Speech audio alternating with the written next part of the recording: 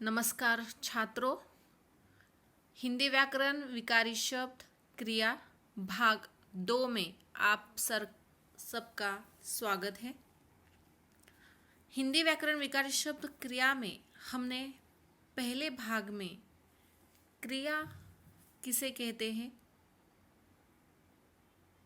तथा क्रिया के दो मुख्य भेद सकर्मक क्रिया और अकर्मक क्रिया के बारे में चर्चा की। सकर्मक क्रिया थोड़ी सी जानकारी यहाँ पर हम लेंगे। सकर्मक क्रिया किसे कहते हैं? जिसमें कर्म की अपेक्षा होती है या जिस वाक्य को क्या और किसने इन शब्दों से प्रश्न बनाकर अगर पूछा जाए तो जवाब मिलता है, उसे हम सकर्मक क्रिया कहते हैं।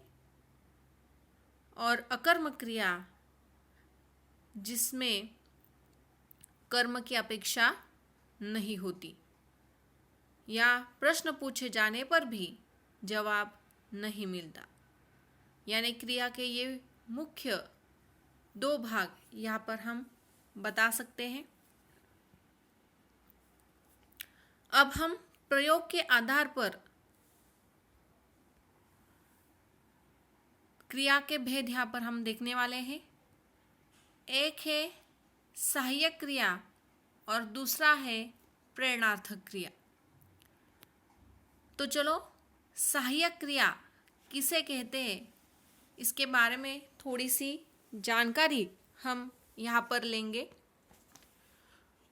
जो क्रिया मुख्य क्रिया के विशेष अर्थ को प्रकट करने में सहायता करती है उसे सहायक क्रिया कहते हैं। देखिए परिभाषा हम फिर से देखेंगे। जो क्रिया मुख्य क्रिया के विशेष अर्थ को प्रकट करने में सहायता करती है उसे सहायक क्रिया कहते हैं। यानी जो मुख्य क्रिया होती है वह क्रिया या उस क्रिया को अर्थपूर्णता प्रकट करने के लिए या अर्थपूर्णता प्रदान करने के लिए जो क्रिया सहायता करती है, मदद करती है, उसे सहायक क्रिया कहा जाता है। इसके बाद हम संयुक्त क्रिया के बारे में जानेंगे। संयुक्त क्रिया किसे कहते हैं? यह कोई अलग प्रकार नहीं है। सहायक क्रिया और मूल क्रिया, यहाँ पर परिभाषा दी है कि मुख्य क्रिया और सहायक क्रिया के मेल से बनी क्रिया को संयुक्त क्रिया कहते हैं। यानी मुख्य क्रिया और सहायक क्रिया जब दोनों के मेल यानी कि दोनों मिलकर जो वाक्य को अर्थपूर्णता प्रदान करती है उसे संयुक्त क्रिया कहा जाता है। यानी कि मुख्य क्रिया और सहायक क्रिया जब दोनों आएगी तो वह संयुक्त क्रिया बन जाएगी। ठीक है, यानी कि सहायक क्रिया क्या करती है? मुख्य क्रिया को मदद करती है और मुख्य क्रिया और सहायक क्रिया जब इकट्ठा आते हैं तो वह संयुक्त क्रिया बन जाती है। जैसे पंडित शादीराम सोचने लगे। अब यहाँ पर देखिए, पंडित शादीराम सोचने लगे। सोचना क्रिया है, लगना सहायक क्रिया है। ठीक है, पंडित शादीराम सोचने लगे यानी लगे यह क्या कर रहा है? मुख्य क्रिया को सहायता कर रहा है। ठीक है, सोचने लगे। सदानंद के मन में एक विचार जाग उठा। मैंने 2 टिकट खरीद लिए। अब देखिए इन वाक्यों में सोचने लगे, जाग उठा और खरीद लिए, यह संयुक्त क्रिया है। ठीक है, अब संयुक्त क्रिया कैसे? तो देखिए सोचने लगे संयुक्त क्रिया है। ठीक है, सोचना और लगना, यहाँ पर सोचना मुख्य क्रिया है और लगना यह सहायता करती है, इसलिए सहायक क्रिया है। और इन दोनों के मेल से यहाँ पर संयुक्त क्रिया बन गई है। सदानंद के मन में एक विचार जाग उठा। अब यहाँ पर जाग उठा संयुक्त क्रिया है, लेकिन जागना यानी जागना मूल क्रिया है, मुख्य क्रिया है। उसे सहायता कौन कर रहा है? उठा, यानी उठना। ठीक है, यह सहायता कर रही है। मैंने 2 टिकट खरीद लिए। खरीदना मुख्य क्रिया है और लिए सहायक क्रिया है। यानी कि देखिए, इन संयुक्त क्रियाओं में सोचना, जागना और खरीदना यह मुख्य क्रिया है। ठीक है, समझ में आ रहा है? और लगना, उठना और लेना यह सहायक क्रिया है। यानी ऊपर के वाक्यों में लगना सहायक क्रिया है जो सोचने की क्रिया का आरंभ सूचित करती है। ठीक है, यानी कि अभी अभी उन्होंने सोचना शुरू किया। यानी कि इन तीनों वाक्यों में से हमें क्या पता चलता है कि मुख्य क्रिया और सहायक क्रिया, जब दोनों संयुक्त क्रिया जिस वाक्य में हो तभी उस वाक्य की अंतिम क्रिया जो होती है वह सहायक क्रिया होती है। ठीक है, अगर आपको परीक्षा में ऐसा आए कि दिए गए वाक्यों में, निम्नलिखित वाक्य में जो सहायक क्रिया है वो पहचानिए, तो आपको क्या करना है? जैसे लगे, उठा, लिए, यह क्या है? सहायक क्रिया है और उसे लिखने के बाद उसका सामान्य रूप उसके आगे लिखना है। जैसे लगे, लगना, उठा, उठना, लिए, लेना। ठीक है, समझ में आया? यानी सहायक क्रिया किसे कहते हैं? जब वाक्य में 2 क्रियाएं होती है, मुख्य क्रिया और मुख्य क्रिया को सहायता करने के लिए और एक क्रिया होती है, उसे सहायक क्रिया कहा जाता है। ठीक है, समझ में आया? अब यहाँ पर सहायक क्रिया के उदाहरण देखिए। बच्चे ने किताब फाड़ डाली। मैंने अभी जैसे ही आपको बताया कि जब परीक्षा में ऐसे उदाहरण आए तो हमें क्या करना है? उसका सामान्य रूप वहाँ पर लिखना है। बच्चे ने किताब फाड़ डाली। फाड़ यह क्या है? मुख्य क्रिया। उसका सामान्य रूप हमने क्या बनाया है? फाड़ना। डाली, डालना। वह अपने आप चला आएगा। चला आएगा यह संयुक्त क्रिया है। यहाँ पर चला यह मुख्य क्रिया है, उसका सामान्य रूप चलना। आएगा यह सहायक क्रिया है। ठीक है, तो उसका सामान्य रूप क्या बना? आना। वह दिन भर खेलता रहा। खेलना, खेलता रहा यह संयुक्त क्रिया है। खेलना यह खेलता का सामान्य रूप है जो मुख्य क्रिया में यहाँ पर आया है। रहा, रहना। ठीक है, इस तरह आपको यहाँ पर सहायक क्रिया का उदाहरणों के माध्यम से सहायक क्रिया किसे कहते हैं यह पता चलता है। तो चलो अब आगे जाकर हम देखते हैं।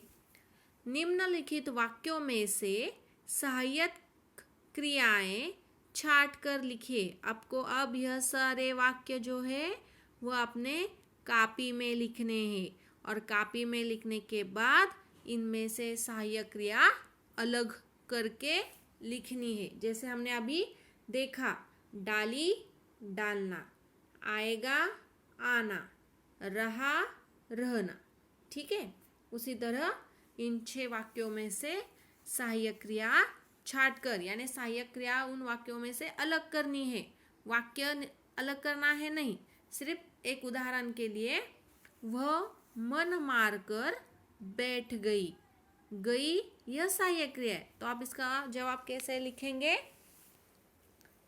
नीचे वाक्य लिखना है और उसके नीचे लिखना है गई, आगे जाकर वहाँ पर लिखना है उसका सामान्य रूप जाना। ठीक है, वाक्य वैसे का वैसा लिखना है और नीचे सिर्फ सहायक क्रिया अलग करके लिखनी है। जैसे सिर्फ गई और उसका सामान्य रूप जाना। ठीक है, समझ में आया?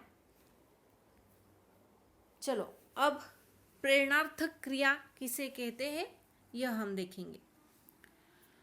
जिन क्रियाओं से यह सूचित होता है कि वे स्वयं कर्ता द्वारा नहीं हुई, यानी कि जो क्रिया स्वयं कर्ता नहीं करता, उसकी प्रेरणा से अन्य द्वारा हुई है, उन्हें प्रेरणार्थक क्रिया कहते हैं।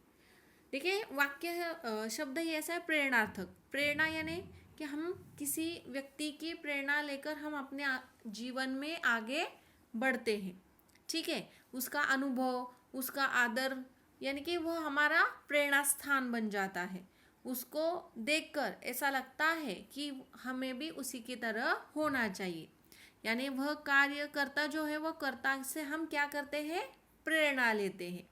उसी प्रकार यहाँ पर कर्ता खुद कार्य नहीं करता, वह किसी अन्य को कार्य करने के लिए प्रेरित करता है, ठीक है। परिभाषा से यही जान पड़ता है। परिभाषा हम फिर से देखेंगे। जिन क्रियाओं से यह सूचित होता है कि वे स्वयं कर्ता द्वारा नहीं हुई, उसकी प्रेरणा से अन्य द्वारा हुई है, उन्हें प्रेरणार्थक क्रिया कहते हैं। अब देखिए उदाहरण है यहाँ पर, लड़के ने सामान रखा। अब यहाँ पर कर्ता कौन है, लड़का, यानी यहाँ पर खुद लड़का कार्य कर रहा है, करता है, ठीक है। लड़के ने बहन से सामान रखाया। यहाँ पर कर्ता कौन है, लड़का, उसे किसे प्रेरित किया है, बहन को, ठीक है। लड़के ने बहन से कहकर नौकर से सामान रखवाया। अब ऊपर के तीनों वाक्यों को आप ध्यान से देखिए, उनमें क्रिया कौन सी है, रखना, ठीक है। पहले वाक्य में क्या किया है, लड़के ने स्वयं कार्य किया है, स्वयं सामान रखने का कार्य किया है। दूसरे वाक्य में लड़के ने स्वयं सामान रखा नहीं, उसने क्या किया है, अपने बहन से सामान रखाया है, ठीक है। तीसरे वाक्य में लड़के ने खुद कार्य किया है, नहीं। बहन से कार्य करवाया है, नहीं। तो उसने क्या किया है, बहन से कहकर नौकर से काम करवाया है, नौकर से सामान रखवाया है। यानी इन तीनों वाक्यों में क्रिया का कर्ता कौन है, लड़का। पहले कर्ता है लड़का, उसने खुद कार्य किया है। दूसरे में भी कर्ता कौन है, लड़का, लेकिन उसने किसे प्रेरणा दी है, बहन को। तीसरे वाक्य में भी लड़का ही करता है, लेकिन उसने बहन से किसे प्रेरणा दी, नौकर को, ठीक है। इसलिए यह प्रेरणार्थक क्रिया का उदाहरण है, ठीक है। यानी कि देखिए इन तीनों वाक्यों में प्रेरणा दी गई है।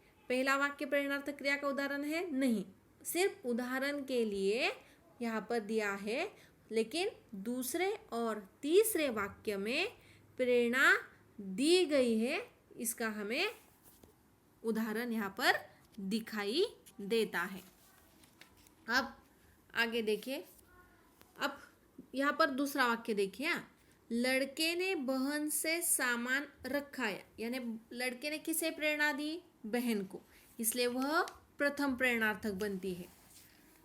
दूसरा है लड़के ने बहन से कहकर नौकर से सामान रखवाया। यहाँ पर लड़के ने बहन को प्रेरणा दी, प्रथम है, लेकिन बहन ने नौकर को प्रेरणा दी, यह द्वितीयक है, ठीक है। इससे यहाँ पर प्रेरणार्थक क्रिया के दो रूप बनते हैं, प्रथम प्रेरणार्थक क्रिया और द्वितीय प्रेरणार्थक क्रिया।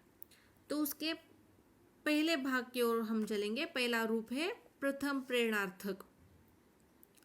वाक्य में देखिए, इसकी परिभाषा है, वाक्य में कर्ता स्वयं कार्य करने के लिए उपस्थित हो तब वह प्रथम प्रेरणार्थक रूप में क्रिया होती है, ठीक है। यानी लड़के ने बहन से सामान रखवाया, यहाँ पर लड़का उपस्थित है, ठीक है। वह क्या कर रहा है, प्रेरणा दी है, उसने किसे प्रेरणा दी, बहन को, इसलिए वह वहाँ पर है। लड़के ने बहन से सामान रखाया, ठीक है, यानी उसे वह प्रथम प्रेरणार्थक रूप है। अब द्वितीय प्रेरणार्थक देखिए, वाक्य में परिभाषा देखिए, कर्ता स्वयं कार्य न कर किसी अन्य को कार्य करने की प्रेरणा देता है, तब वह द्वितीय प्रेरणार्थक रूप में क्रिया होती है। जैसे लड़के ने बहन से कहकर नौकर से सामान रखवाया, यानी लड़के ने यहाँ पर खुद कार्य किया नहीं, बहन से प्रथम प्रेरणा दी नहीं, तो उसने बहन से कहकर नौकर से सामान रखवाया, यानी द्वितीय प्रेरणा दी, यानी लड़के ने बहन को, बहन ने नौकर को, इसलिए वह द्वितीय प्रेरणार्थक क्रिया का उदाहरण बनता है। ठीक है, समझ में आया प्रथम प्रेरणार्थक किसे कहते हैं और द्वितीय प्रेरणार्थक किसे कहते हैं? तो चलो यहाँ पर हम देखते हैं, निम्नलिखित वाक्यों में आई हुई प्रेरणार्थक क्रिया पहचान कर उसके प्रथम प्रेरणार्थक तथा द्वितीय प्रेरणार्थक रूप लिखिए। अब यहाँ पर देखिए, क्रिया वाक्य के अंत में होती है, इससे आपको क्या पहचानना है कि प्रथम प्रेरणार्थक क्रिया कौन सी है और द्वितीय प्रेरणार्थक क्रिया कौन सी है। ठीक है, माँ ने बच्चे को गीत गाकर सुलाया, यहाँ पर क्रिया कौन सी है? सुलाया। पड़ोसी ने नौकर से मेहमानों को शरबत पिलवाया, यह क्रिया है। बंदर ने टोपी वाले को चिढ़ाया। मालिक ने मैनेजर द्वारा मजदूरों को पैसे दिलवाए, यह क्रिया। रोहित ने विरोधी दल वालों को मित्रों से पिटवाया, यह क्रिया है। तो सुलाया, पिलवाया, यहाँ पर प्रिंटिंग मिस्टेक है, फिलवाया हुआ है तो वहाँ पर पिलवाया है। ठीक है, चिढ़ाया, दिलवाए, पिटवाया, यह सारे क्या है? क्रिया है, और आपको उसका रूप पहचानना है, वह प्रथम प्रेरणार्थक है या द्वितीय प्रेरणार्थक है। हम यहाँ पर प्रथम प्रेरणार्थक और द्वितीय प्रेरणार्थक जब हम रूप देखते हैं तो यहाँ पर हम सिर्फ क्रियाओं के भी प्रथम और द्वितीय प्रेरणार्थक रूप बना सकते हैं। जैसे दौड़ना, दौड़ाना, दौड़वाना, खाना, खिलाना, खिलवाना, हंसना, हंसाना, हंसवाना। इसी प्रकार हम सिर्फ क्रिया के भी प्रथम तथा द्वितीय प्रेरणार्थक रूप बना सकते हैं। तो आप क्या करें, आप इन उदाहरणों के साथ साथ ऐसी 10 क्रियाएं लीजिए, उसका प्रथम प्रेरणार्थक और द्वितीय प्रेरणार्थक रूप अपने कॉपी में लिखिए। तो बच्चों, आज हमने क्रिया और उसके भेद और उसके प्रयोग के आधार पर के भेद, इन भेदों पर चर्चा की, उसका अध्ययन किया। आशा है आप सबको यह समझ में आया होगा। धन्यवाद।